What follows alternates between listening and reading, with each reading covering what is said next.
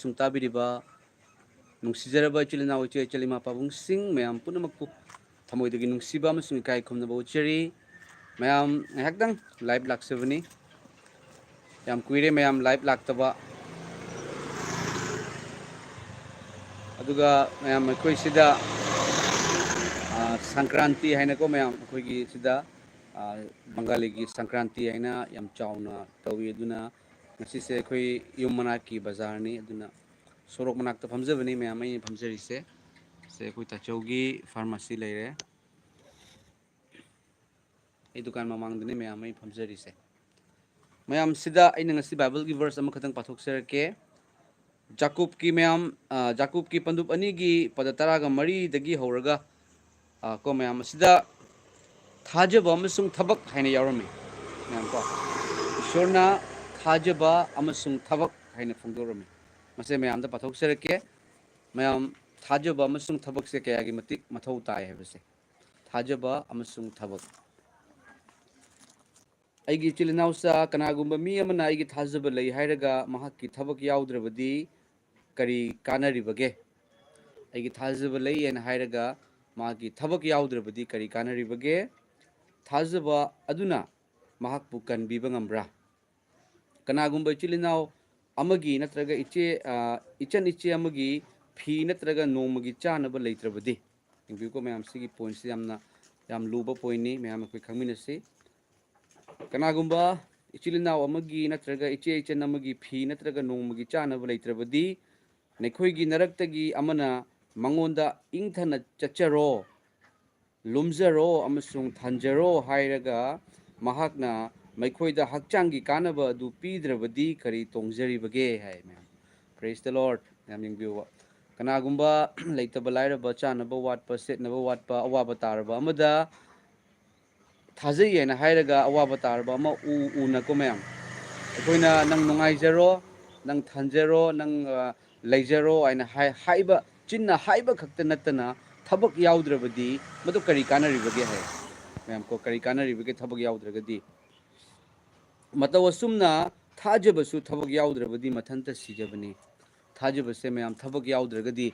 ꯃꯊꯟꯇ ꯁꯤꯖꯕꯅꯤ ꯃꯔꯝꯗꯤ ꯑꯩꯈꯣꯏꯒꯤ ꯊꯥꯖꯕꯁꯦ ꯊꯕꯛꯅ ꯎꯠꯀꯗꯕꯅꯤ ꯊꯕꯛꯅ ꯈꯪꯉꯛꯀꯗꯕꯅꯤ ꯃꯌꯥꯝ ꯉꯁꯤ ꯐꯥꯎꯕꯗ ꯑꯩꯅ ꯏꯁꯣꯔꯒꯤ ꯊꯧꯒꯜꯗꯒꯤ ꯃꯌꯥꯝ ꯑꯩꯗꯤ ꯈ꯭ꯋꯥꯏꯗꯒꯤ ꯇꯣꯜꯂꯦ ꯑꯗꯨꯅ ꯑꯩꯒꯤ ꯅꯠꯇꯦ ꯑꯩꯗꯤ ꯈ꯭ꯋꯥꯏꯗꯒꯤ ꯇꯣꯟꯕ ꯑꯣꯏꯁꯅꯨ ꯑꯗꯨꯒ ꯑꯩꯅ ꯊꯧꯒꯟꯖꯔꯤꯕ ꯖꯤꯁꯨ ꯈ꯭ꯔꯤꯁꯇ ꯅꯤꯡꯊꯧꯁꯤꯡꯒꯤ ꯅꯤꯡꯊꯧꯅꯤ ꯃꯄꯨꯁꯤꯡꯒꯤ ꯃꯄꯨꯅꯤ ꯃꯍꯥꯛꯀꯤ ꯑꯆꯨꯝꯕ ꯃꯥꯒꯤ ꯅꯨꯡꯁꯤꯕꯗꯣ ꯃꯍꯥꯛꯅ ꯄꯥꯝꯖꯕꯗꯣ ꯃꯇꯦꯡ ꯄꯥꯡꯕꯤꯕ ꯑꯩꯈꯣꯏꯒꯤ ꯆꯥꯅꯕ ꯌꯦꯟꯅꯔꯒ ꯆꯥꯎ ꯁꯦꯠꯅꯕꯗꯣ ꯂꯩꯇꯕ ꯃꯉꯣꯟꯗ ꯄꯤꯌꯨ ꯍꯥꯏꯕ ꯏꯄꯥꯒꯤ ꯋꯥꯍꯩ ꯑꯗꯣ ꯑꯗꯨꯅ ꯃꯥꯡꯑꯣꯏꯅꯖꯔꯒ ꯃꯌꯥꯝ ꯑꯩꯅ ꯏꯄꯥꯒꯤ ꯊꯧꯒꯜ ꯇꯧꯖꯕꯅꯤ ꯑꯗꯨꯅ ꯂꯩꯇ ꯂꯥꯏꯔ ꯍꯦꯛ ꯎꯔꯛꯄ ꯃꯇꯝꯗ ꯊꯃꯣꯏꯗꯒꯤ ꯅꯨꯡꯁꯤꯕ ꯐꯥꯎꯖꯔꯩ ꯑꯃꯁꯨꯡ ꯃꯗꯨꯗ ꯑꯩꯒꯤ ꯃꯥꯏꯀꯩꯗꯒꯤ ꯑꯩꯒꯤ ꯗꯨꯀꯥꯟꯒꯤ ꯃꯥꯏꯀꯩꯗꯒꯤ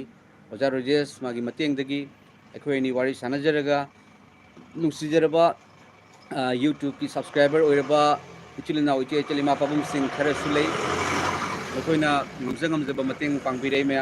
ꯃꯌꯥꯝꯒꯤ ꯃꯇꯦꯡꯗꯒꯤ ꯃꯇꯦꯡ ꯄꯥꯡꯖꯔꯤꯕꯅꯤ ꯃꯔꯝ ꯑꯗꯨꯅ ꯃꯌꯥꯝ ꯍꯣꯂꯤ ꯕꯥꯏꯕꯜꯅ ꯇꯥꯛꯊꯣꯛꯄꯤꯕꯁꯦ ꯑꯩꯈꯣꯏꯅ ꯊꯕꯛ ꯌꯥꯎꯗ꯭ꯔꯒꯗꯤ ꯀꯔꯤ ꯀꯥꯟꯅꯔꯤꯕꯒꯦ ꯀꯅꯥꯒꯨꯝꯕ ꯑꯋꯥꯕ ꯇꯥꯕ ꯃꯇꯝꯗ ꯑꯩꯈꯣꯏꯅ ꯃꯇꯦꯡ ꯄꯥꯡꯕꯁꯦ ꯑꯩꯈꯣꯏ ꯁꯔꯒ ꯂꯩꯕꯥꯛꯇ ꯂꯟ ꯄꯩꯔꯤꯕꯅꯤ ꯃꯌꯥꯝ ꯀꯣ ꯑꯩꯈꯣꯏꯅ ꯑꯋꯥꯕ ꯇꯥꯕ ꯑꯃꯗ ꯃꯇꯦꯡ ꯄꯥꯡꯕꯁꯦ ꯁꯔꯒꯗ ꯂꯟ ꯄꯩꯔꯤꯕꯅꯤ ꯁꯔꯒ ꯂꯩꯕꯥꯛꯇ ꯂꯟ ꯄꯩꯃꯤꯟꯅꯁꯤ ꯇꯥꯏꯕꯪ ꯄꯥꯟꯕꯗ ꯄꯩꯕ ꯈꯛꯇ ꯅꯠꯇꯗꯨꯅ ꯁꯔꯒꯗꯁꯨ ꯂꯟ ꯄꯩꯃꯤꯟꯅꯁꯤ ꯀꯔꯝꯕ ꯃꯇꯝꯗ ꯑꯣꯏꯔꯛꯀꯅꯤ ꯀꯅꯥꯒꯨꯝꯕ ꯑꯃꯒꯤ ꯀꯞꯇꯨꯅ ꯂꯩꯔꯕ ꯑꯃꯒꯤ ꯃꯥꯏꯊꯣꯡꯗ ꯃꯣꯃꯣꯟ ꯃꯤꯅꯣꯛ ꯇꯝꯍꯟꯕ ꯉꯝꯃꯕ ꯌꯥꯝꯅ ꯃꯔꯨ ꯑꯣꯏꯕꯅꯤ ꯃꯌꯥꯝ ꯑꯁꯤ ꯏꯁꯣꯔꯅ ꯄꯥꯝꯖꯩ ꯀꯣ ꯃꯌꯥꯝ ꯍꯣꯏ ꯂꯩꯇꯕ ꯅꯠꯇꯦ ꯇꯥꯏꯕꯪ ꯄꯥꯟꯕꯗ ꯃꯌꯥꯝꯅ ꯐꯦꯝ ꯇꯥꯟꯅꯕꯒꯤꯗꯃꯛꯇ ꯃꯥꯒꯤ ꯃꯤꯡꯆꯠ ꯇꯥꯟꯅꯕꯒꯤꯗꯃꯛꯇ ꯃꯇꯦꯡ ꯄꯥꯡꯕ ꯑꯗꯨ ꯅꯠꯇꯦ ꯑꯗꯨꯒ ꯏꯁꯣꯔꯅ ꯑꯩꯉꯣꯟꯗ ꯇꯧꯍꯟꯕꯤꯔꯤꯕꯁꯤꯗꯤ ꯈ꯭ꯔꯤꯁꯇꯦꯟ ꯑꯣꯏꯕ ꯈꯛꯇ ꯅꯠꯇꯦ ꯈ꯭ꯔꯤꯁꯇꯦꯟ ꯅꯠꯇꯕ ꯌꯤꯁꯨ ꯈ꯭ꯔꯤꯁꯇ ꯊꯥꯖꯗꯕ ꯑꯣꯏꯔꯒꯁꯨ ꯃꯥꯅ ꯋꯥꯖꯕ ꯇꯥꯔꯒꯗꯤ ꯑꯩꯅ ꯃꯇꯦꯡ ꯄꯥꯡꯖꯕꯅꯤ ꯑꯃꯁꯨꯡ ꯃꯇꯦꯡ ꯄꯥꯡꯖꯕ ꯃꯇꯝꯗ ꯑꯩꯈꯣꯏ ꯏꯆꯤꯜ ꯏꯅꯥꯎ ꯏꯆꯦ ꯏꯆꯜ ꯏꯃꯥ ꯄꯥꯕꯨꯡꯁꯤꯡꯅ ꯃꯇꯦꯡ ꯄꯥꯡꯕꯤꯔꯛꯄꯒꯤꯗꯃꯛꯇ ꯃꯤꯉꯣꯟꯗ ꯄꯤꯅꯕꯒꯤꯗꯃꯛꯇ ꯏꯊꯟꯇꯅꯗꯤ ꯉꯝꯗꯦ ꯑꯣꯖꯥ ꯔꯣꯖꯦꯁ ꯑꯩꯈꯣꯏꯅꯤ ꯈꯛꯇꯅꯗꯤ ꯉꯝꯗꯦ ꯑꯗꯨꯅ ꯃꯌꯥꯝꯅ ꯑꯉꯝꯕ ꯄꯤꯕꯤꯔꯛꯄꯒꯤꯗꯃꯛ ꯌꯥꯝ ꯊꯥꯒꯠꯆꯔꯤ ꯃꯌꯥꯝ ꯑꯁꯤꯅꯤ ꯏꯁꯣꯔꯅ ꯍꯥꯏꯕꯤꯔꯤꯕꯁꯤ ꯑꯃꯨꯛꯀ ꯄꯥꯊꯣꯛꯆꯔꯛꯀꯦ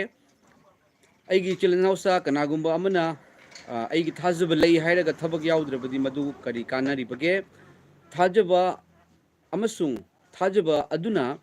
mahakpu kanbiba ngambra hai mayam thajaba aduna mahakpu kanbiba ngambra maramdi aikoina thajaba se karamna utkani aikogi thabak na utkani aikogi chinna ulakani mayam ko haibadi aina Yesu Krista bu thajai aina hairibase thajai haraga tuminna leiba yaroi aduna ni maibu thumokna kuppa yabra haise chingthakta leiba sahar lotpa yade haise ma chingthakni haibase ulakani khangdragasu ulakani mayam aduna aduga mateng pangbibida su mayam ama lei tebang panbada mateng pangba adubu Jesu Krista yaudраga di mado perfect oide Yesu Krista gi nungsiba Yesu Krista gi minglen yaudраga di perfect oide maram di nungsiba gi horakpam se Yesu Krista ni ko mayam aduga kanagumba ichilina amagi natraga ichen ichi amagi phi natraga nongmagi chanaba leitrabadi ingbu ko mayam se munna taminasi nongmagi chanaba leitrabadi lekhoi gi naraktagi amana makoida ingthana chacharo lumzaro amasung thanjaro hairaga mahakna mangonda hakchangi kanaba du pidrabadi kari tongjaribage chinna khata haibane nungaijaro engonda oza natragasu inaw iyamba ibung aikogi imungsi yam ware ibung khoi yamna anabagi maramna khoi yamna layeng basung ngamdre ibung chana thaknabagi su awaba leire hairakpa matamda ko mateng pangbiu haina haidragasu mayam mingonda mateng pangbiu haina haibase yam ikaibane ba natra mayam ikaibane ba akhoi yam lairare chanabagi pesa khitang pibiu haine ado adumaina ka hairese loiraga hairabane ba hairaktringaida kanagumba mana ware hairakpa matamda mateng pangbibado prayer amasung mateng pangbiba thajaba amasung thabak sini mayam mi khara dilei mayam ko pesa su paini magi nupa su thabak tawgani sarkar gi ado magi nupi duna sana su acho acho sini phiron su phaja phaja setkani adubu lairabagi awaba Jesu gi mingda haibada lupa am pining daba leba hairaga igi nupana ya igi nupadi igi nupana Christian natabani na mana thingi ka harakani ba mana yaroi kaina adubu sana lupa magi atabang panbagi arang arakti tauni aduga Christian ni haini ba thajabini haina hairaga Bible gi verse se ira thane ba Bible gi verse ira thaba is not enough mudu enough oide aduga thabak se thabak yarakpa matamda thajabani habse khangadabani aduga hairiba thajaba se nongma khatang nate aina nongma khatang aina mateng pangre mangonda ko lupa sanga ka lupa lising amaka pigre aduna yare aigi yare haiba nate lupa lising amaka piba pi khra khaktada yaba nate maramdi awaba haibase loidri ba tebang pandada maramdi awaba ama loire ama loidri mayam ama leireba adubu ishorna akhoi bu hingan base ngasi hingalle hayeng hatokpa nate ba ishorna kama ngasi hingalle ngasi gi damakta su nungsit pibire hayeng gi damakta su nungsit pibire akhoi bu dum nungsiduna leiba mapugi macha ama oina akhoi mayam gi mateng se ngamjaba makhai pangadabani matam duga kari khangani Jesu Krista gi achumba nungsiba khangani me hallelujah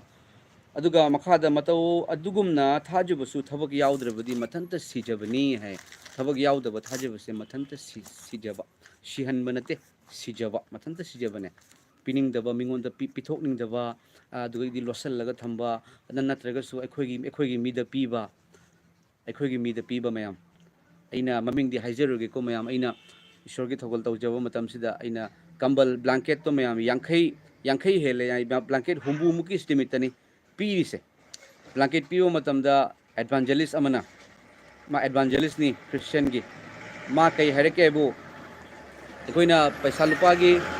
blanket se piwo matamda akoida paisa lupa gi awaba mayok nei mayam paisa lupa gi awaba mayam mayok nei aduga ngamna ba honajabani maramdi akoida mina paisa pitharakpa akoigi kaino se backbone laite akoigi Jesu Krista gi ni ko pirakko matamda evangelist amada hairu babu mana hairakpa se akoigi kainoda akoigi kayage akoigi kainoda singlupki akoigi mayam singlupki mi lei makoida piradi yam harauni adi singlupki manungda khanbane singlupki mapandu khandaba adudi yabra yade adu engondadi dumaina ohende Yesu Kristana siba punumaki ngatpa punumaki masini mayam eng pungduk chari base aduga makhada asumna haibiri he hoi mi amana haiba yai mahaki thajaba lei adubu aigidi thabak lei mi amana haiba yai madudi nahaki thajaba lei adubu aigidi thabak lei nahaki thajaba du thabak yaudana engonda utlu nahaki thajaba du thabak yaudana engonda utlu haijuna haibiri makhasu pathok sarke ahan bada comment se khradang pathok sarke Nana Mayang Lembam, hi Kaka, God bless you. I don't have it. Thagachari Naha Mayang Lembam, comment of Birakpuki Damakta, Adugidi, Pani KB, Amen. I don't have it. Amen. Words of true living God. Good evening, brother. Praise the Lord. Amen. I don't have it. Good evening, everyone. In the name of Christ, Jesus Christ. Adugo Thamoy Kaisan, praise the Lord. Have you praise the Lord, Thamoy Kaisan. True love, Pastor,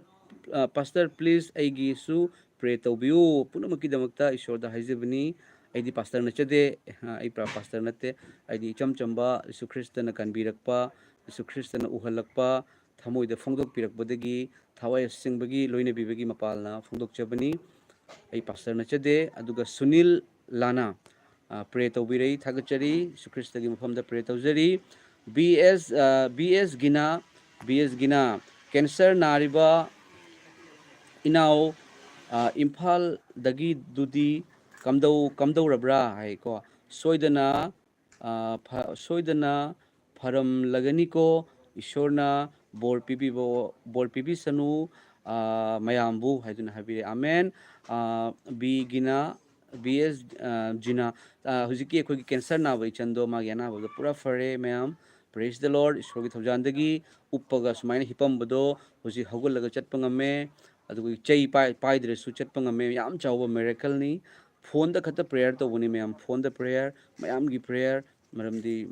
Jisu Christari Mapam Punamukta lay have say Sakini ko ma'am America dasu England dasu Japan dasu China everywhere Jisu Christa lay Maramaduna Ekoina Mayam na Haizubagi Mapal na Ichanado Mayam Ayam Matam the Ingunda Kol Tawire Ibung Yam Tagachari Mayambu Agiana Bafare Adugagidi Ichandugi Yumduda Mekogi Krakara Manak Nakpa Natraga Sukara Lapudagi Regusu Ima Pavung Singna EJHL Singna Mayum the Chatpiraga Angamba Pesa Mating Pangbiba Chanabagi Pesa Mong Sadabasingna Ching Chak Pibiba P Pibiba Adugagi Ichanduna Singra Chaningi has Samosa Domem Singra Lane Pubiba Yamna Haroi to Ichando Mapok Mapoe and Hai Ibung ay Mapok Mapoe Sinimam Yam Tagachari Aduga Ibomcha Yandrenbam Hallelujah Jesus Ki Mingda Ishorbu Thazer Kraba Singbu Ana Yaudana Nungai Yafaba Oresanu Amen Amen Amen Yamna Maruiba Wahini Oza Ibomcha Yandrenbam Isu Krista Ki Mingda Akoi Mayam Punamakpu Ana Yaudana Tektakai the Nashona Tambi Voisanu Mayam in the Lay Sikitang Mamba Male so that it Chachage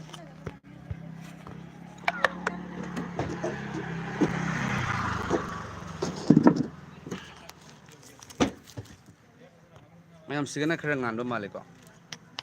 A Dukani Mamang the name I Panjari say. Yamna Manung the Stum Pento was no I take Kramapan charity and come. Dugang assiste Sangranti and Naquisida Yam Chow Nako Bangali Parap Haite. Tawi Dunang assist market Suoy, Bazar Num Suoy Duna, Gari Sudam Chale. Aduga IBM Cha Tokchom Hallelujah. Jesus Ipa Haduna Heavy Hallelujah. Hallelujah. Isu Christa Tagachari, IBM Cha Tokchom, Nana Mayang Lembam. I have a friend who will never leave my side. My side. His name is Jesus Christ. Hallelujah. Amen. Haduna Heavy. Praise the Lord. Amen. Amen. Amen. Isu Christa na kailong ida Thadok Piroy, Adumbum. Ako'y puno magpu Thadok Pide. Maramdi, He is our real Father. Ako'y yaseng by Chumbay Paduni. Aduga Adora Takelambam, praise the Lord. Oza Hiduna Heavy, praise the Lord. Adora Takelambam, Jam Tagachiri. Aduga Mina Ketrimayum, praise the Lord, praise the Lord. Aduga Matanda BT Daijang Lung, Iamba Aigisu, Prathana, Taubio, ay kidney patient ni, Hojik, Sijada dialysis Taura Laibane everyday BT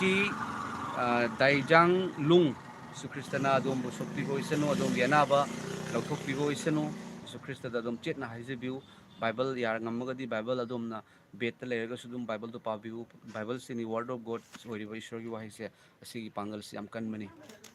अदोमना बेत अखोगी बेत अखोना अदोमना अनाबगी दो बेत hip तारगा सुने ngатang ngатang Bible पाबिउ पाबा मतम the इपा इपा हाइना पाबिउ इपा नंगना फहन बिरे इपा नंगना फहन बिरे को हाइना हाइरगा पाबिउ को प्रेज द लॉर्ड अदुगा मथंगी कमेंट अमतंग गाइतोंचौ मरिंगमई गाइतौचौ मरिंगमई सर एगी ककागी ककागी खुरम्बियो महाक महाक केबा महाक केसी नोमा पेसेन ना पेसेनी है थागचरी गाइतोंचौ मरिंगमई ईश्वर ख्रिस्टना सोपी बोइसनु ईश्वर ख्रिस्टना अदोमगी कइनोगी ककागी अनाबदु लोथोकपीबो ओइसनु ईश्वर ख्रिस्टबु अखोय मयाम कमेंट तौबिरकलिबा अनाबगी दमुक्ता अखोय येंबिरिबा मयाम पुनमकना येंबिरकदबा पुनमकना प्रेयर तौमिनसिको अदुगा कइनोदा अदुगा बीटी दाइलांग लुंग हाइबको thank you praise the lord hallelujah हाइजना हाइबरी हालेलुया प्रेज द लॉर्ड थागचरी ईश्वर ख्रिस्ट अखोय पुनमकी ईश्वरनी थागचरी अदुगा रेनुबला लैमा ओजा अइना कॉल तौबा पाइरक्त्रे पाउ फाउनबा फंगद्रे हैप्पी न्यू ईयर हाइजना हाइबरी happy new year sister Renubala लैमा इसे असुकी मतिक चिनबा हाइबदी ईश्वर की थौजानदगी हाइजबा ताई नोंमदा एंगोंदा लाइबा कॉल से एटलीस्ट निफु यांखैगी मथक्ता ओइरमगनी प्रेयर तौनबगी दमक्ता अदुना प्रेयर तौरिङैदा कॉल प्रेयर तौरिङै मतमदा मयाम एटलीस्ट पुंग मिनिट 35 कुंथ्रादी दुम चंगे अदी प्रेयर तौबा हाइबसिदी दुम चचना तौबा यादबनिना प्रेयर तौरिङैदा कॉल से मरी मंगा लाक्सनबा अनोन ngतनी लाक्सनबा अदुदा करमबगी प्रेयर तौगदबनो खंगक्तबा अदुगीदी एंगोंदसु प्रेयर तौबसे मयाम फोन तो दुम लेबसे एंगोंदसु ईश्वरदा वखल थमचरगा लेजबनिना एंगोंदसु दुम खरा अवाब दुमाय ओइरकपदगी ए फोन से मयाम पुनमकी पिकअप तौबा ngamjade रेनुबला लैमा ओजा ओजागी दमक प्रेयर अदुम पांगजरी हाइदुना हाइबिरे थागचरी अदुगा मचल बाइते को अदुगा Bimol Kangbam praise the Lord हाइबिरे प्रेज द लॉर्ड बिमोल अदुनी ब्रदर बिमोल हंदक से ngarang ngarang ओइ मारे मैम ngarang नि अइना कइनो सेमजगिबदो नहान सॉरी अखोगी मणिपुरदगी क्रिश्चियन स्कूल की ओजानी मासे मैडम नि माना हाइबिरक्प मतमदा अदुदा थेंगनजबा मतमदा याम नुंगसिना फोंदोकजगिबनी मैम को अदो आई सेमदी सेमिंगदबनी अदुबु सेमद्रगदी अखोगी थाजबसिंगदा पुकनिंग हंथबा वंगांग हंथबा ओय एगी थमोइदसु खितंग पाले मरमदे अखोइसिबु इकाय खंगदबा हाइदुना लैसेमबि मपु कनानो हाइदुना कपतुना लाउदुना हंगजबा अनाबा सिरमदाय मतमदा दुसु सी लोरगा एगी थवाइसे स्वाइलाउ मांगद्रा हेवन द इचनिंगी सरगद लेनिंगी हाइना थिरकप मतमददी यीशु ख्रिस्ट थोकपिरकपनी मंगलांदसु अदुगा यीशु ख्रिस्ट की बाइबल लारिकता सरगद चटनबगी लंबीदी मा खक्तनी I am the way the truth and the life no one has come to the father but by me अगी मपाला नतना चलोय हाइरपसि फंगनबा मतमदा अदुगा मेरेकल अंगकप थौदोकसिंग उरकप मतमदा अंगकप थौदोकसिंग उरकप मतमददी ओ यस यीशु ख्रिस्ट हाइदुना आइबु कानबिरखिबगी मरमना महाकना थवाइनी महाकना हकचांगनी महाकना पुनमगनी अखोइगिदमक्तदी अदुना महाकना हाइरखिबा अदु येंबिउ क्रिश्चियन स्कूल ओजा ओइबा हाइबसे मा क्रिश्चियन यीशु ख्रिस्टगी माना फंगिबा बेतोन नत्रगा तोलोप तो यीशु ख्रिस्टगी ब्लेसिंग यावरिबनीको अदुना मागी फैमिली पूरिबनी अदुबु यीशु ख्रिस्टना ख्वाइदगी पामजबसे अफबा वपाउ संदोकपसिनी यीशु ख्रिस्ट अफबा वपाउ संदोकपनी अदुबु मागी वाहैदुना अफबा वपाउ संदोकपा ngamद्रगसु फत्तबा वपाउ इन सल्ले कनागुम्बा मागी स्कूल दा कनागुम्बा अमदा ईश्वरना सोकपिरगा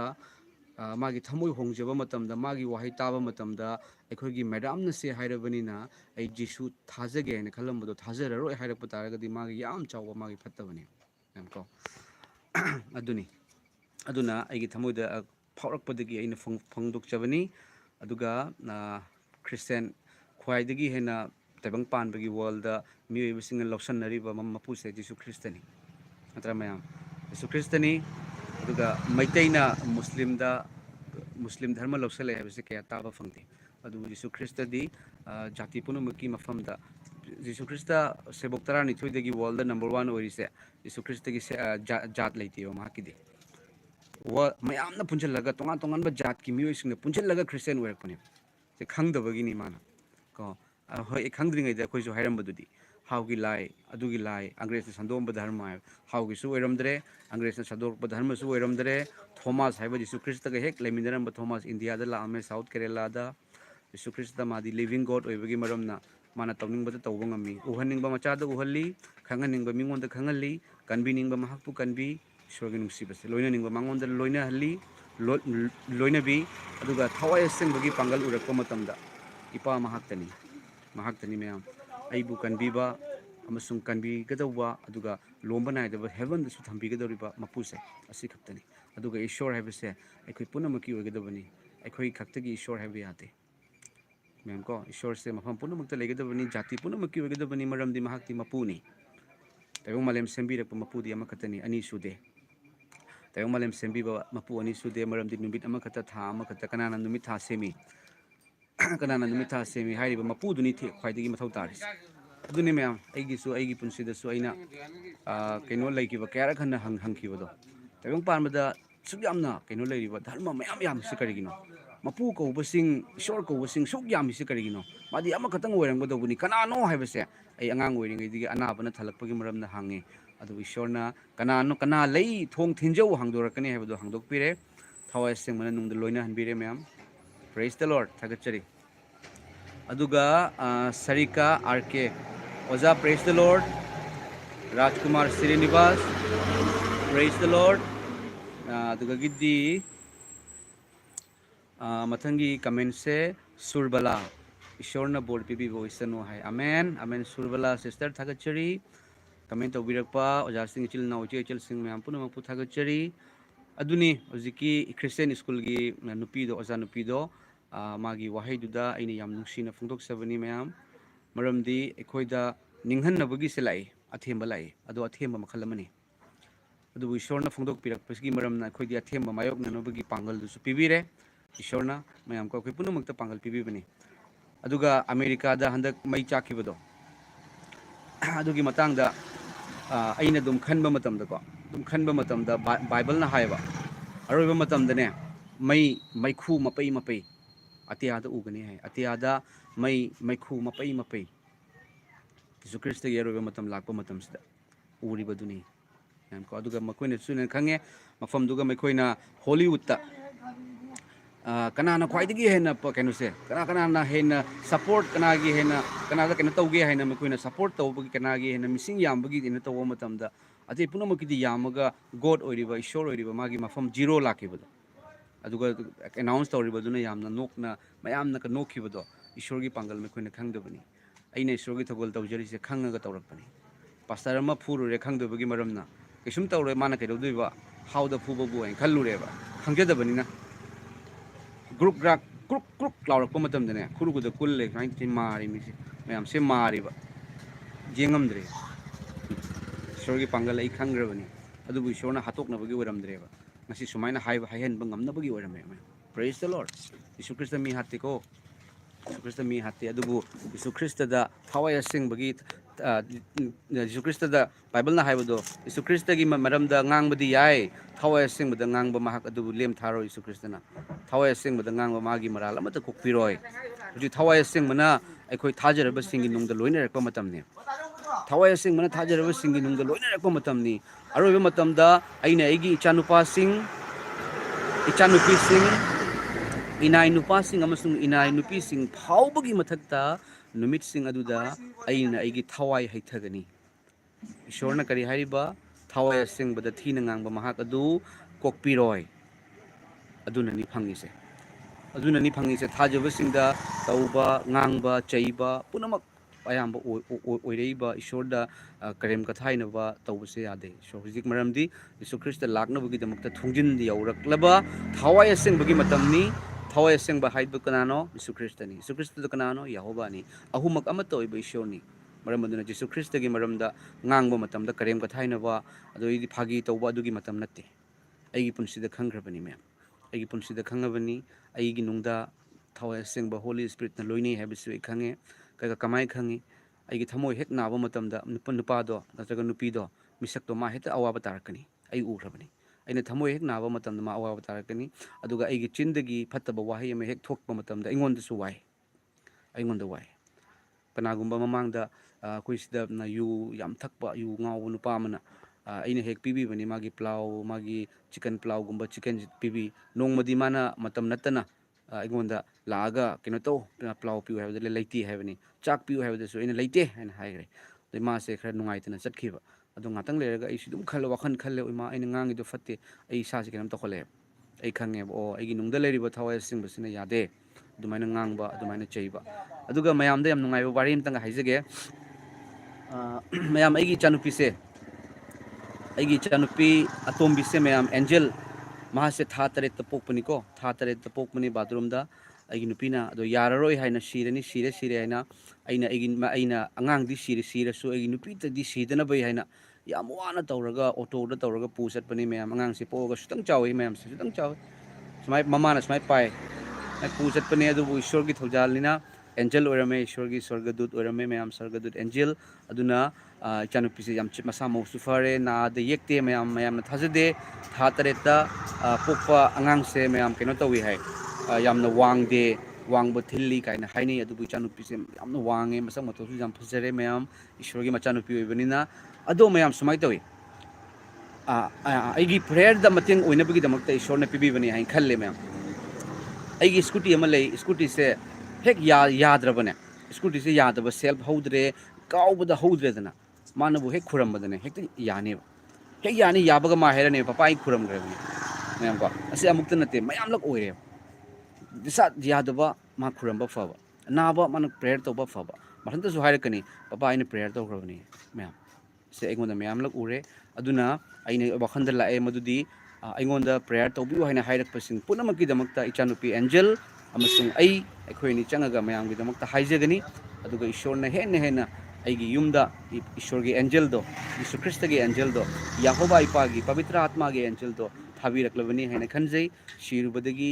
ꯌꯥꯔꯔꯣꯏ ꯍꯥꯏꯅ ꯃꯨꯁꯤꯟ ꯃꯨꯔꯒ ꯁꯨꯇꯪ ꯆꯥꯎꯕꯅꯤ ꯑꯉꯥꯡꯗꯣ ꯑꯗꯣ ꯉꯁꯤꯗꯤ ꯏꯁꯣꯔꯅ ꯃꯥꯒꯤ ꯃꯃꯤꯡꯁꯨ ꯑꯦꯟꯖꯦꯜ ꯍꯥꯏꯅ ꯊꯣꯜꯍꯜꯂꯦ ꯑꯩꯒꯤ ꯋꯥꯈꯜꯗ ꯂꯥꯛꯍꯟꯕꯤꯔꯒ ꯑꯗꯨꯒ ꯏꯆꯥꯅꯨꯄꯤꯅ ꯄ꯭ꯔꯦꯌꯔ ꯇꯧꯕꯗ ꯒꯥꯔꯤ ꯌꯥꯗꯕ ꯌꯥꯏ ꯑꯗꯨꯒꯗꯤ ꯑꯩ ꯐꯥꯎꯕꯗ ꯍꯛꯆꯥꯡꯒ ꯈꯤꯇꯪ ꯅꯨꯡꯉꯥꯏꯇ꯭ꯔꯒꯗꯤ ꯃꯥꯅ ꯑꯦꯟꯖꯦꯜ ꯄ꯭ꯔꯦꯌꯔ ꯇꯧꯕꯤꯌꯨ ꯍꯥꯏꯗꯤ ꯃꯥꯅ ꯂꯥꯛꯑꯒ ꯃꯃꯤꯠ ꯎꯁꯤꯜꯂꯒ ꯄ꯭ꯔꯦꯌꯔ ꯇꯧꯅꯤ ꯃꯌꯥꯝ ꯐꯕꯀꯣ ꯑꯁꯤꯅꯤ ꯏꯁꯣꯔꯒꯤ ꯅꯨꯡꯁꯤꯕ ꯊꯥꯒꯠꯆꯔꯤ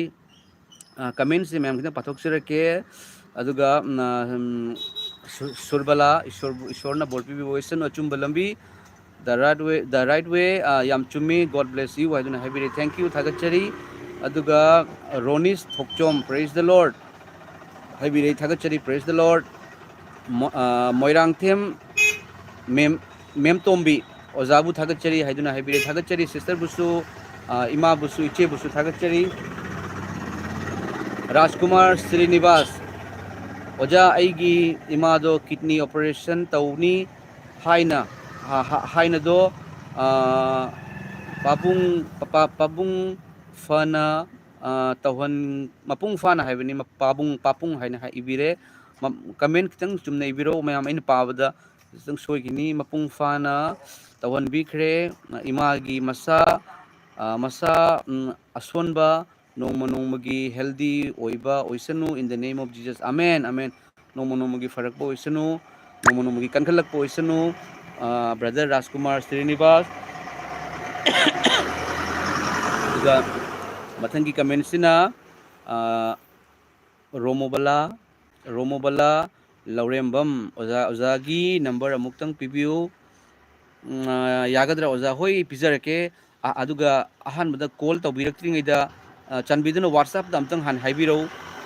ꯁꯨꯃꯥꯏꯅꯀꯣ ꯑꯗ ꯑꯩ ꯑꯗꯨꯗꯒꯤꯅꯤ ꯃꯅꯤꯄꯨꯔꯗꯒꯤ ꯅꯠꯇ꯭ꯔꯒꯁꯨ ꯑꯩꯒꯤ ꯑꯁꯥꯝꯗꯒꯤꯅꯤ ꯍꯥꯏꯕꯤꯔꯒꯀꯣ ꯑꯗꯨꯗꯒꯤꯗꯤ ꯑꯩ ꯀꯣꯜ ꯑꯝꯇꯪ ꯊꯥꯡꯒꯠꯄꯤꯌꯨ ꯍꯥꯏꯔꯒꯁꯨ ꯑꯩ ꯀꯣꯜ ꯑꯝꯇꯪ ꯇꯧꯖꯔꯛꯀꯦ ꯍꯥꯏꯔꯒꯁꯨ ꯅꯠꯇ꯭ꯔꯒꯗꯤ ꯑꯅꯣꯟ ꯀꯣꯜ ꯃꯌꯥꯝ ꯂꯥꯛꯁꯜꯂꯒꯗꯤ ꯀꯅꯥꯅꯣ ꯍꯥꯏꯕ ꯈꯪꯗꯦ ꯅꯝꯕꯔ ꯍꯥꯏꯖꯔꯛꯀꯦ 8471929423 ꯁꯦ ꯑꯩꯒꯤ ꯋꯥꯆꯞꯇ ꯍꯥꯟꯅ ꯇꯧꯕꯤꯔꯣ ꯃꯗꯨꯒꯤ ꯃꯇꯨꯡꯗ ꯑꯩꯅ ꯑꯃꯨꯛ ꯀꯣꯜ ꯕꯦꯛ ꯇꯧꯖꯔꯛꯀꯦ ꯑꯩꯅ ꯁꯪꯕ ꯇꯥꯔꯒꯗꯤ 8471929423 ꯊꯥꯒꯠꯆꯔꯤ ꯔꯦꯅꯨꯕꯂꯥ ꯂꯩꯃ ꯑꯣꯖꯥ ꯏꯁꯣꯔꯅ ꯑꯃꯦꯔꯤꯀꯥꯗ ꯄꯥꯡꯒꯜꯂꯕ ꯃꯄꯨ ꯂꯩ ꯍꯥꯏꯕ ꯎꯠꯄꯅꯤ ꯃꯈꯣꯏ ꯏꯁꯣꯔꯗ ꯆꯪꯖꯔꯛꯄ ꯃꯤꯁꯤꯡ ꯑꯣꯏꯔꯛꯁꯅꯨ ꯑꯃꯦꯟ ꯑꯃꯦꯟ ꯍꯜꯂꯦꯂꯨꯌꯥ ꯑꯃꯦꯔꯤꯀꯥ ꯍꯥꯏꯁꯦ ꯈ꯭ꯔꯤꯁꯇꯤꯌꯟꯒꯤ ꯏꯁꯇꯦꯠꯅꯤ ꯈ꯭ꯔꯤꯁꯇꯤꯌꯟꯒꯤ ꯏꯁꯇꯦꯠ ꯃꯈꯣꯏꯗꯤ ꯃꯄꯥ ꯃꯄꯨ ꯈ꯭ꯔꯤꯁꯇꯤꯌꯟꯅꯤ ꯍꯥꯏꯗꯨꯅ asini nauna pokpagi mathau tai akhoi ipa ipu Christian hairaga kanaroi natra akhoi ipa ipu Christian ni akhoi di church ta kai akhoi di Bible pai hairaga yade nauna poktragadi kanagumba mana angang amagumna ishorgi ningthau lebak losindaba mahakaduna kaidongai da chatloi ko aigi ipa na Christian ni aigi puna Christian ni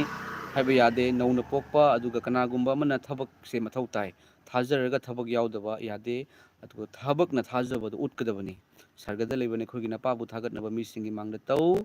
mingi mamangda utke aina utpasu nate ulaktabasu yaroi afaba thabak tawraga uroidoba kanano fattabas thabak su urakani afaba thabak su urakani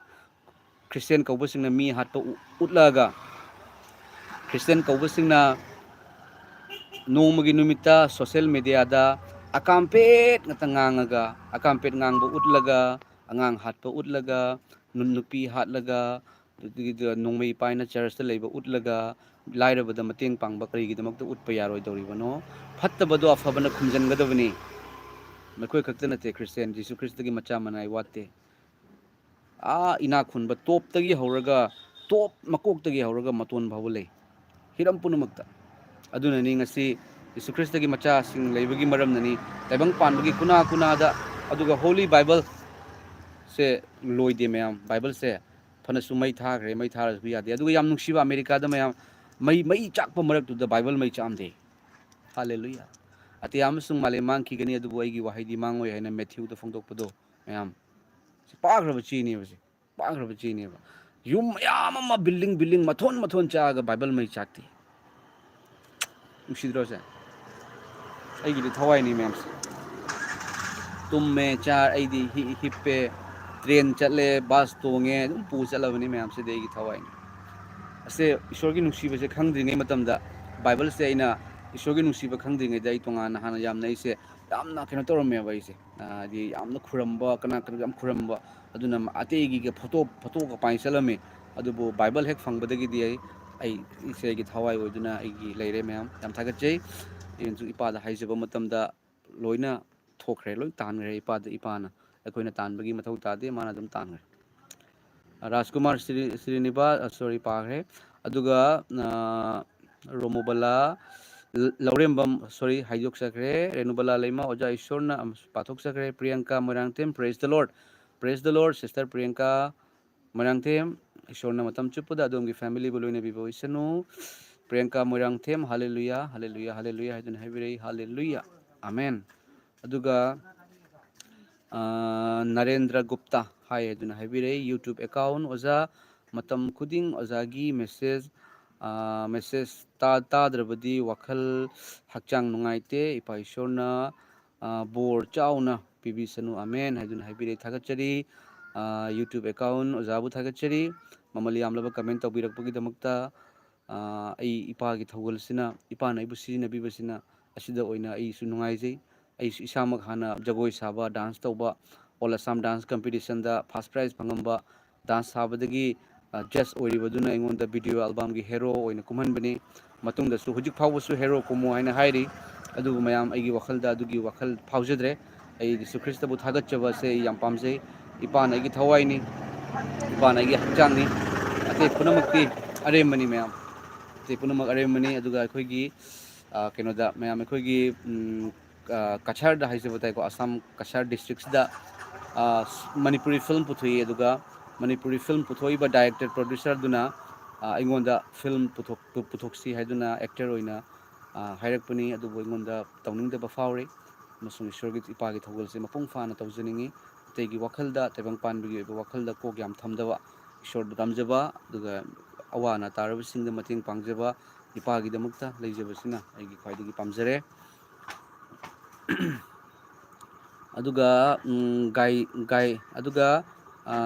gaito chow maringmai ozagi ichanupi angel loina khurambio aigi kakagi kesinoma 3 stage ni amen haiduna habire amen soidana akhoi ichanupi ga aiga aigi chaniga aigi nupiga pullaga ishorda haijage mayam aigi family se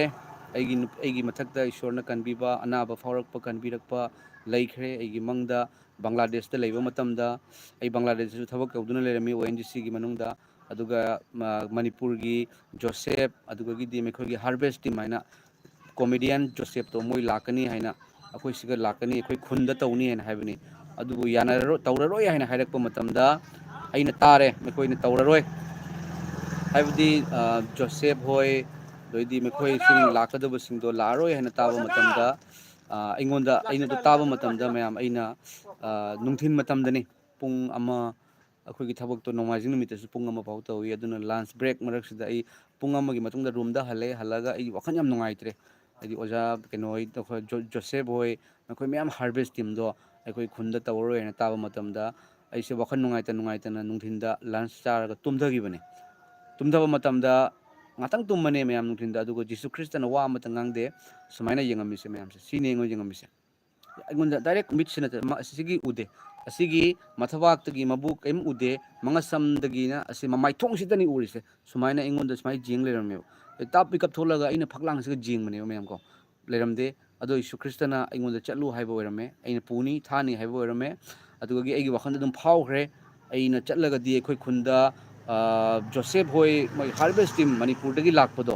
ꯇꯧꯍꯟꯒꯅꯤ ꯍꯥꯏꯅ ꯑꯗꯨꯕꯨ ꯃꯌꯥꯝ ꯕꯪꯒ꯭ꯂꯥꯗꯦꯁꯇ ꯑꯩꯈꯣꯏꯅ out of ꯏꯟꯗꯤꯌꯥꯗ ꯆꯠꯄꯁꯦ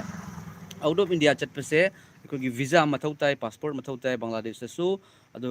ꯚꯤꯖꯥꯁꯦ 1 ꯏꯌꯔꯒꯤꯅꯤ ꯆꯍꯤ ꯑꯃꯒꯤꯅꯤ ꯑꯗꯣ ꯆꯍꯤ ꯑꯃꯒꯤ ꯃꯃꯥꯡꯗ ꯄꯤꯗꯦꯕ ꯆꯍꯤ ꯑꯃꯒꯤ ꯃꯃꯥꯡꯗ ꯑꯩꯈꯣꯏꯒꯤ ꯌꯨꯝꯗ ꯍꯜꯂꯛꯄ ꯌꯥꯗꯦ ꯑꯗꯨꯒ ꯑꯩꯈꯣꯏꯒꯤ ꯚꯤꯖꯥ ꯄꯥꯁꯄꯣꯔꯠꯇꯣ ꯂꯣꯏꯅ HR ꯅ ꯀꯝꯄꯅꯤꯒꯤ ꯑꯩꯈꯣꯏ ONGCꯒꯤ HR ꯅ ꯄꯥꯏꯁꯟꯈ꯭ꯔꯕꯅꯤ ꯑꯗꯣ ꯊꯥ ꯑꯃꯈꯛꯇꯪ ꯐꯥꯔꯤ ꯃꯌꯥꯝ ꯌꯦꯡꯉꯨ ꯏꯁꯣꯔꯅ ꯆꯠꯂꯨ ꯍꯥꯏꯔꯒꯗꯤ ꯑꯩꯅ ꯆꯠꯂꯒ HR ꯗ ꯍꯥꯏꯕ ꯃꯇꯝꯗ ꯑꯩꯒꯤ ꯌꯨꯝꯗ ꯊꯕꯛ ꯑꯃ ꯂꯩꯔꯦ ꯑꯩ ꯈꯔꯅꯤꯒꯤꯗ ꯅꯨꯃꯤꯠ 10ꯅꯤꯃꯨꯛꯇꯪ ꯆꯠꯀꯦ ꯍꯥꯏꯕꯗ ꯌꯥꯔꯣꯏꯗ꯭ꯔꯥ ꯍꯥꯏꯅ ꯈꯜꯂꯤ ꯑꯗꯨꯕꯨ ꯃꯥꯅ ꯍꯔꯥꯎꯅ ꯐꯔꯦ ꯆꯣ ꯍꯥꯏꯅ ꯊꯥꯔꯛꯑꯦ ꯃꯌꯥꯝ ꯑꯗꯨꯒꯤ ꯑꯩꯅ ꯂꯥꯛꯑꯒ ꯑꯩꯈꯣꯏ ꯈꯨꯟꯗ ꯌꯥꯅꯗ꯭ꯔꯦ ꯍꯥꯏꯕꯗꯣ ꯑꯩꯅ ꯍꯥꯏꯖꯔꯦ ꯃꯌꯥꯝꯗ ꯍꯥꯏꯖꯔꯦ ꯔꯤꯀ꯭ꯋꯦꯁ ꯇꯧꯔꯦ ꯑꯗꯨꯒꯤ ꯑꯩꯅ ꯂꯩꯔꯤꯕ ꯃꯐꯝ ꯑꯁꯤꯒꯤ ꯍꯦꯛ ꯃꯅꯥꯛꯇ ꯑꯩꯅ ꯂꯩꯔꯤꯕ ꯃꯐꯝꯁꯦ ꯃꯌꯥꯝ ꯑꯁꯤꯒꯤ ꯂꯝꯄꯥꯛꯃꯛꯇꯗ ꯈꯤꯇꯪ ꯃꯅꯥꯛꯇ ꯖꯣꯁꯦꯞ ꯍꯣꯏ ꯂꯥꯛꯑꯒ ꯃꯌꯥꯝ ꯂꯥꯛꯑꯒ ꯑꯣꯖꯥ ꯖꯣꯁꯦꯞ ꯍꯣꯏ ꯇꯧꯔꯒ ꯌꯤꯁꯨ ꯈ꯭ꯔꯤꯁꯇꯒꯤ ꯊꯧꯒꯜ ꯇꯧꯈꯤ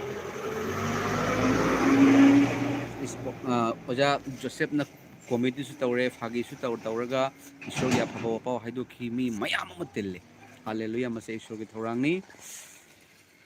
ꯑꯗꯨꯒ ꯑꯅꯤꯇꯥ ꯁꯔꯃ प्लीज़ प्रार्थना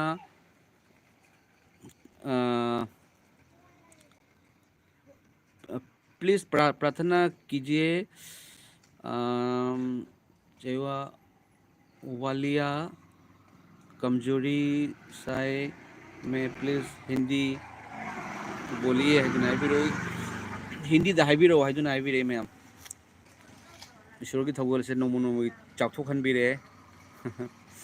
अदुबु अइना ngamjaba इदी ख्वाइदगी पिकपने ख्वाइदगी सोली ईश्वर की थौगल से हम तौजगे देखिए अभी मेरा जितना सब्सक्राइबर्स है वो सब मणिपुरी है मैतेई लोग हैं और ख़ास करके मणिपुर में रहने वाला है तो मैं मणिपुरी में ज़्यादातर बोलता हूँ और आपने जो भी लिखा है आपका कोई अगर आपका प्रेयर या प्रार्थना हो तो मैं यीशु मसीह के नाम पे मैं मांगता हूँ आपका हर दुख दर्द यीशु मसीह निकाल दे आपका हर विशेस फुलफिल कर दे हमारा परमेश्वर हम सबका परमेश्वर यीशु मसीह दुगा केनेडी कोम ओजा याम थागचै अईगी इयाम्बा याइमा इबोमचा कवी मासी अस्तमागी नाबा अमा लई ओजाना अमुक्तंग प्रेयर तौबियुको मासु तांजा चाबदा कॉल तौहंजरके गॉड ब्लेस यू हाइदुना हाइबिरि आमेन थागचरी केनेडी कोम सोइदना ईश्वरदा हाइजगे अखोई फैमिली तौरगा होरे नुमदांग से फैमिली की अखोगी नुमिदांगी प्रेयर दा अखोई हाइजगे अखोई नुमित खुदिंगी प्रेयर की दमकता अखोई दा रिक्वेस्ट तौबिरकपा अमसुंग येंगबिरिबा पुनमकी दमकता अखोई ईश्वरदा हाइजै अगी नुपी इचा हुम पुल्लगा ईश्वरगी थागतपगी से सक्तुना बाइबल पादुना अखोई ईश्वरदा हाइजै अꯩꯉꯣꯟꯗ ꯄ꯭ꯔꯦꯌꯔꯒꯤꯗꯃꯛꯇ ꯍꯥꯏꯕꯤꯔꯛꯈꯤꯕ ꯑꯩꯅ ꯄ꯭ꯔꯦꯌꯔ ꯇꯧꯖꯈꯤꯕꯁꯤꯡ ꯑꯗꯣ ꯁꯣꯏꯗꯅ ꯈꯨꯗꯛꯇ ꯅꯠꯇ꯭ꯔꯒꯁꯨ ꯅꯣꯡꯃꯗꯤ ꯁꯣꯏꯗꯅ ꯐꯒꯅꯤ ꯐꯠꯂꯔꯣꯏ ꯍꯥꯏꯕ ꯂꯩꯔꯣꯏ ꯃꯌꯥꯝꯀꯣ ꯃꯔꯝꯗꯤ ꯏꯁꯣꯔꯒꯤ ꯃꯤꯡꯗ ꯇꯧꯈꯤꯕꯁꯤ ꯏꯁꯣꯔꯅ ꯂꯦꯝꯅ ꯑꯃꯠꯇ ꯃꯥꯡꯍꯟꯕꯤꯗꯦ words of true living God praise the Lord ओजा आई इचानुपी एंजल ओजा की इचानुपी एंजल दो इपा ईश्वर की थौजाल हेन तौब थगोल हेन तौब ngamba ohenbiu hallelujah amen amen amen amen ma'am असुकी मतिक नुंसी अगी इचानुपा अनिसु इचानुपीसु मैम यामना ज्ञान ताबा हाइते मैम को याम ज्ञान ताबा अदुगा ज्ञान ताबा से ममा पाद लई अगोंदा कनागुमना हाइबिरे मदुदी ओजा अगी इचा अनीनी अहुमनी अगी इचादो Chaware angang oiringidadi ma aina akoina haibadagi ईश्वर थाजरमनी अदो चावरकपदगी मा ईश्वर थाजखिद्रे अदो मादो अतोप नुपी लौरगा यीशु ख्रिस्त खंगदब नुपी लौरगा हजि यीशु ख्रिस्तदगी लापथोखरे हाइबगी वहाई ताइना तिंगोंदा हाइबिरक यावी ममा मपागी याम चावबो रेस्पोंसिबिलिटी लई मचादा मतम चुपदा ईश्वरी वहाई ताहनबिउ यीशु ख्रिस्त कनानो हाइब खंगनबिउ अइना सरगदा कारगा इचाना नोरक ताबदि ईश्वरना पामोय येंबसु ngमोय मैम अदुना अखोय यीशु ख्रिस्त थाजबा हाइबसे अखोय सरगगी मचासिंग ओइरिबनी अदुना अगी इचादो सोइखिगद्रा हाइबगी पानबिउ कनागा तिनरी इचादो कनागा वारी सानबनो यीशु ख्रिस्त थाजबा ngakta नत्तबनिना तो मैम चाबा थकपा निसा चाबा अमा तौबा अदुइदी फत्तबगी वखल अदुगा अंगांगसिंग चाखोलकपा मतमदा मखोयगी वखलसु होंगकपनिना अदुगा अंगांगसिंगदुगसु प्रेयर तहनबिउ को ngasiदी चानुपा हन नंगना ओइना प्रेयर तौरो बाइबल पारगा मखोयदसु तहलो प्रेयर तौबगी मखोयदे हैबिट लेहेलो ईश्वरदा खुरमबगी हैबिट लेहेलो तुममदाय मतमदा ngasiदी चानुपा याइमना प्रेयर तौरो खतनते बाइबलदगी वहाय अमा पारो ईश्वरगी मखोयदसु सिनबिउबा काउबा ngamdanabagidamakta maramdi fattabana lummi do aikoise chingthoknabagidamakta aduna kanaguma nupi amana natraga kanaguma nupa amana aigi chanupi adumgi chanupa adumgi chanupi do mana moithem tawraga chingthokkhraga ishorgi sargadagi heaven dagi chingthaduna norokta puthana ba honnakiba yai maramaduna yam chaksinbi amasung aigi cha singdu yamna ishorna thaujan ni mase mem ishorgi nungsibada chetna leiba awaba malakpa matamda ipa haina changjaba si yam thagache aduga Anita Sharma Hindi है ना heavy रही Sagolsem Aruna लेमा hallelujah praise the Lord Anita Sharma समझ नहीं आ रहा please Hindi में बोलिए ma'am Hindi दंग हक्तंग हाइजे के को याम कुइन दी सांगदी लाइफ थाजर के देखिए अनिता शर्मा जी मैं यीशु मसीह के बारे में बोल रहा था और यीशु मसीह हम सब के लिए है वो सबको प्यार करता है और कोई भी दुख तकलीफ दर्द यीशु मसीह ठीक कर देता है ना। तो अगर आपका भी कोई प्रॉब्लम है या किसी का भी दुख दर्द है तो यीशु मसीह को बोलिए बताइए वो एक ही वो हम सब का फादर है वो हम सब का फादर है गॉड फादर है और इसलिए आप प्रे कीजिए जो कोई भी प्रॉब्लम के बारे में आपके दुख दर्द के बारे में तो वही आपका फादर है वो आपको आपका हर दुख दर्द को निकाल देगा यही मैं बोल रहा था। और मेरा बेटी है एक छोटी सी वो 7 महीने में जन्म हुआ था और ऐसा लग रहा था कि वो बच नहीं पाएगा वो मर जाएगा क्योंकि वो इतना सा था। मेरी बच्ची जो है अभी वो 7 महीने में उसकी माँ 7 महीने में वो मतलब जन्म हुआ था तो ऐसा लग रहा था कि मर जाएगा लेकिन और उस समय डॉक्टर ने बोला था कि 2 महीना आईसीयू में रखो क्योंकि वो बहुत छोटी थी और उस टाइम मेरे पास पैसा नहीं था और हम लोग 5 दिन शायद हम लोग रखा था। उसके बाद पैसा नहीं है आईसीयू में बहुत पैसा बहुत लगता है तो हम लोग निकाल के आ गया और डॉक्टर हम लोग को ये बताया कि देखिए आप हम लोग ने बोला आप लोग को 2 महीना रखने के लिए तो आप लोग निकाल के ले गया। अगर बच्चे को अगर कोई भी परेशानी हो तो उसका रिस्क हम लोग नहीं ले सकता ऐसा बोला है। तो ठीक है हमारे लिए गॉड है यीशु मसीह परमेश्वर है बोल के आया तो उसके बाद कुछ नहीं हुआ। अभी मेरी बेटी बहुत अच्छी है और वो यीशु मसीह को प्रेयर करता है ना। प्रेयर करता है मतलब कोई भी हमको अगर बोले कि हमारे लिए प्रेयर कीजिए तो मेरी बेटी प्रेयर करता है और मतलब उसका नाम एंजल है। तो हम लोग मिलके मैं और मेरी बेटी मिलके हमारा पूरा परिवार मिलके सबके लिए दुआ करता हूँ प्रार्थना करता हूँ यही बात है। ला वाह देख अब इचानुपी लाया मैं इचानुपी इंजल से लाओ जल लाइव था रही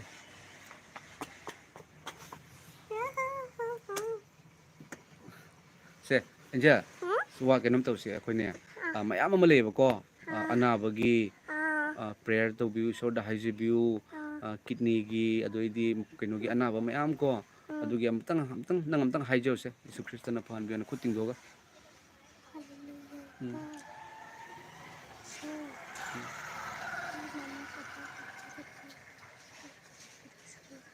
ꯑꯅꯥꯕ ꯄꯨꯝꯅꯃꯛꯄꯨ ꯐꯍꯟꯕꯤꯌꯨ ꯄ꯭ꯔꯚꯨ ꯖꯤꯁꯨꯒꯤ ꯃꯤꯡꯗ ꯑꯃꯦꯟ ꯑꯃꯦꯟ ꯑꯃꯦꯟ ꯃꯌꯥꯝ ꯑꯗꯣꯝꯒꯤ ꯑꯅꯥꯕ ꯑꯌꯦꯛꯄ ꯉꯁꯤ ꯀꯧꯕ ꯅꯨꯃꯤꯠꯁꯤꯗ ꯁꯨꯡꯁꯣꯏ ꯁꯣꯏꯗꯅ ꯀꯣꯛꯀꯅꯤ ꯏꯆꯥꯅꯨꯄꯤꯁꯦ ꯃꯥꯅ ꯄ꯭ꯔꯦꯌꯔ ꯇꯧꯕ ꯈꯨꯗꯛꯇ ꯐꯕꯅꯤ ꯃꯌꯥꯝ ꯌꯦꯡꯕꯤꯌꯨ ꯑꯩꯅ ꯈꯪꯈ꯭ꯔꯕꯅꯤ ꯑꯩꯅ ꯌꯥꯝ ꯃꯇꯥ ꯆꯥꯅ ꯏꯆꯥꯅꯨꯄꯤꯁꯨ ꯂꯥꯛꯑꯦ ꯂꯥꯏꯐꯁꯤꯒ ꯑꯦꯟꯖꯟ ꯑꯗꯣ ꯉꯁꯤꯅꯦ ꯑꯩꯉꯣꯟꯗ ꯄ꯭ꯔꯦꯌꯔ ꯇꯧꯕꯤꯌꯨ ꯅꯥꯔꯦ ꯍꯥꯏꯅ ꯍꯥꯏꯔꯛꯄ ꯄꯨꯝꯅꯃꯛ ꯐꯔꯗ꯭ꯔꯥ ꯐꯅꯤꯀꯣ ꯐꯍꯟꯗꯣꯏꯁꯦ ꯀꯅꯥꯅꯅꯣ ꯏꯁꯣꯔꯒꯤ ꯃꯃꯤꯡ ꯌꯦꯁꯨ ꯈ꯭ꯔꯤꯁꯇ ꯏꯄꯥ ꯍꯜꯂꯦꯂꯨꯌꯥ ꯍꯜꯂꯦꯂꯨꯌꯥ ꯍꯥꯏꯌꯨ ꯃꯃꯥ ꯑꯃꯦꯟ ꯌꯦꯁꯨ ꯈ꯭ꯔꯤꯁꯇꯅ ꯁꯣꯛꯄꯤꯕ ꯑꯣꯏꯔꯁꯅꯨ ꯊꯋꯥꯏ ꯑꯁꯦꯡꯕꯅ ꯁꯣꯛꯄꯤꯕ ꯑꯣꯏꯔꯁꯅꯨ ꯌꯦꯍꯣꯚꯥ ꯏꯄꯥꯅ ꯀꯟꯕꯤꯕ ꯑꯣꯏꯔꯁꯅꯨ 아멘. 안다 굿타무세. 굿타무세 만. 아멘. 아멘. 바로 아나보 뿌누막 아나보 이거 뿌누막 지슈기 민다 바로 해요. 하이로마 지슈기 민다. 바로. Praise the Lord. Praise the Lord. 저. 사겠지리. 매엄 comments am la me ma'am Janice Thounaojam इबुंग हेन ईश्वर की अफब वपाउ संदोकप ngamba oibiu hallelujah praise the lord happy praise the lord ramobala Thounaojam ओजा अमुक्तंग हनीबाल येंगगद्रा ओजा नंबर दो हाइदुना हाइबिरे ओजाना प्रेयर तौबा मतमदा अइगी नुपा यू थकपा से ओजागी प्रेयर दा यावहनबियु अइना चिकना फनबा इंगना चिकना लेनबा हाइबनिको प्रेयर्स द लॉर्ड आमेन हाइबिरे जीना सिखो अदुगी Kalpana Khitrimayum praise the Lord हाइबिरे अदुगा आईसी नुलू पर्सनल नंबर पामे प्लीज हाइदुन हाइबिरे अमका हाजिरके 8471929423 से पर्सनल नंबर ने अदुगा कॉल तौबिरक्त्रिङैदा व्हाट्सएप ता हाना थाबिरो सिस्टर ओजा अदुगी मतुंगदा कॉल बैक तौजरके मरमदी ना फेलोशिप तौबा वारी सानरिङै मतमदा तौरगदि एंगोनसु कैनो डिस्टर्ब ओय अदुगा अदोमदसु कॉल थांगलक्त्रगदि नुंगाइतबा फाउबिबा याय abung panmai praise the lord adora takhelambam amen adugidi chanchan khoirom oza nungairibo haiduna haibire nungaijari chanchan iche kawgudra ichan kawgudra nungaijari ibomcha yendrenbam amen adugidi sabi takhelambam amen adugidi bt dai janglung thank you angel haiduna haibire angel nangona thank you haire welcome haigro welcome yesu krista na matam chupada loina bibo isunu mayam ipana ta sengna kopthok pirakpani aina khanjei mama isogi laiki pugro ko akoina leiba mafam se akoi khun se mayam asida hana ko mamangai matam dane christian haina ne maming khatangi oiba christian singdo mayam ama oiramba isogi nungsiba khangdaba ama toki ani toki ahum toki mari toki nakogi tabang panbagi kanaba phangakthaba matamda हाइरिबा मफमदुगनि ईश्वरना I कौथोकपिरिसे ईश्वरगी अचुंबदो खंगनबगीदमक्तनि ma'am Yeshu ख्रिस्ता महाक अहिंगबनी इपागी अचुंबदि लोटपसु यारोय थागतचरी अदुगा BS गिना ओजा अमरक्ति ओजागी video the angel दो थाबियो मसामक कुपना होय मथंगदगिदी angel गैगा याम मतमदा लाक्सगे prayer गिदमक्ता अदोगिदी Ibomcha यंद्रेनबम ओजा इचानुपीदो अदु प्रभु जिसुना लोइना बिबो ओइरसनु अदुगा यामना सुनुंसी आमेन हाइदुना हाइबिरे थागतचरी hallelujah mama तो चातनु दुकान में ले मी लाकने अदुगा Dampel Bojane have ko amen habire words of true living God hallelujah praise the Lord ichanupi amen haidun habire amen aduga Ronis Thokchom hallelujah amen adoidi Gita Gitau Chung Maringmai Ozagi Ichana Khurumbai Thagachari Oza amen haidun habire amen amen amen Phabo Ojero Mayam Jesus Christ ki blessing matam chupada loina bibo isanu afaba yausенbani ꯑꯩꯈꯣꯏꯒꯤ ꯑꯃꯠꯇ ꯉꯥꯏꯔꯕ ꯀꯟꯕꯤꯌꯨ ꯃꯄꯨꯅꯤ ꯃꯇꯝ ꯆꯨꯞꯄꯗ ꯋꯥꯔꯁꯨ ꯅꯨꯡꯉꯥꯏꯔꯁꯨ ꯑꯩꯈꯣꯏ ꯃꯥꯒꯤ ꯅꯨꯡꯁꯤꯕ ꯃꯥꯒꯤ ꯃꯉꯣꯟꯗ ꯊꯥꯖꯕ ꯊꯥꯗꯣꯛꯄ ꯌꯥꯗꯦꯀꯣ ꯃꯌꯥꯝ ꯀꯨꯏꯔꯔꯣꯏꯗꯧꯕꯅꯤ ꯑꯩꯈꯣꯏ ꯃꯌꯥꯝ ꯑꯩꯈꯣꯏ ꯁꯔꯒꯗ ꯍꯦꯕꯟꯗ ꯂꯩꯒꯗꯕ ꯀꯨꯏꯔꯔꯣꯏꯗꯧꯕꯅꯤ ꯃꯌꯥꯝ ꯑꯗꯨꯅ ꯌꯤꯁꯨ ꯈ꯭ꯔꯤꯁꯇꯒꯤ ꯅꯨꯡꯁꯤꯕ ꯊꯥꯗꯣꯛꯄꯤꯒꯅꯨ ꯑꯗꯨꯒ ꯃꯌꯥꯝꯗ ꯑꯔꯣꯏꯕ ꯑꯣꯏꯅ ꯑꯩꯅ ꯌꯤꯁꯨ ꯈ꯭ꯔꯤꯁꯇꯒꯤ ꯊꯧꯒꯜ ꯇꯧꯖꯔꯤꯕ ꯂꯩꯇ ꯂꯥꯏꯔꯁꯤꯡꯗ ꯑꯋꯥꯕ ꯇꯥꯔꯕꯁꯤꯡꯗ ꯃꯇꯦꯡ ꯄꯥꯡꯖꯕꯁꯦ ꯑꯗꯣ ꯃꯌꯥꯝꯒꯤ ꯃꯇꯦꯡꯗꯒꯤ ꯉꯝꯖꯕꯅꯤ ꯑꯗꯨꯒ ꯍꯦꯟꯅ ꯆꯥꯎꯅ ꯃꯇꯦꯡ ꯄꯥꯡꯕ ꯉꯝꯖꯅꯤꯡꯉꯤ ꯃꯌꯥꯝꯗ ꯌꯨꯝ ꯃꯌꯥꯝꯗ ꯃꯇꯦꯡ ꯄꯥꯡꯖꯅꯤꯡꯉꯤ